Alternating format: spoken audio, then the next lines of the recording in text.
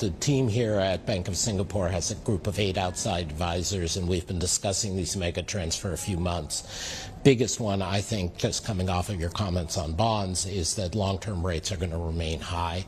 A second is, of course, the growth in infrastructure and the long-term possibilities there, and we had some CIOs talking interestingly about where the specific plays are. And the third is the more subtle ways in which U.S.-China tensions and geopolitical risk play out. Certain countries come out ahead short-term, others less so. I think these are some of the main forces that are going to be driving investment over the next few years.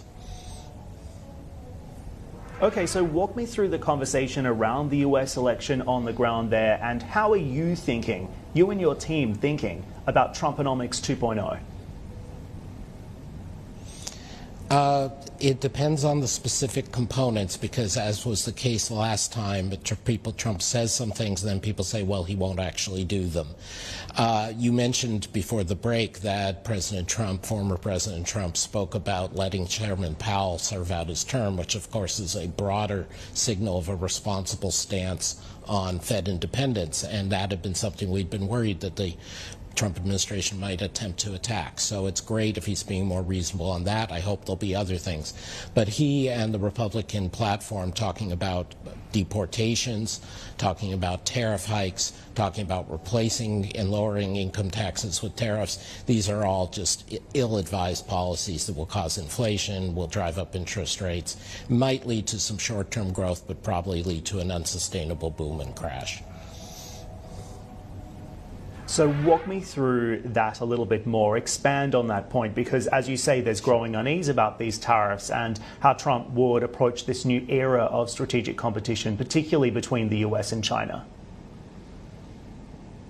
I mean, it has to be said that the Biden administration essentially maintained all the tariffs and most of the migration policies that Trump had put in place. The issue is how much further do they go if the Trump administration comes back in.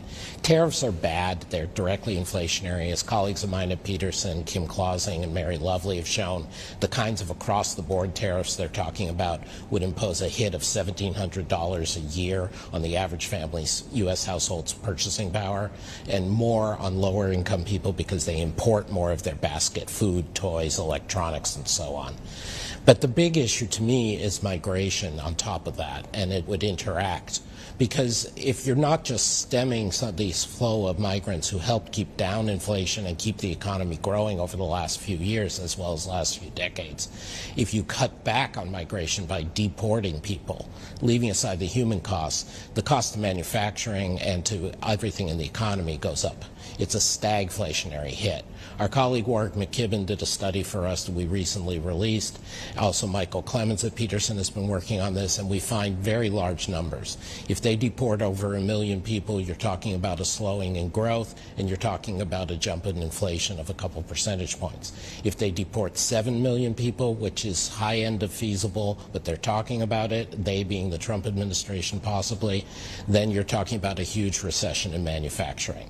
The key point is the migrant workers, the undocumented workers included, are not direct competitors to local native workers. They're a separate component, like iron and carbon and steel. You need both components to make it work.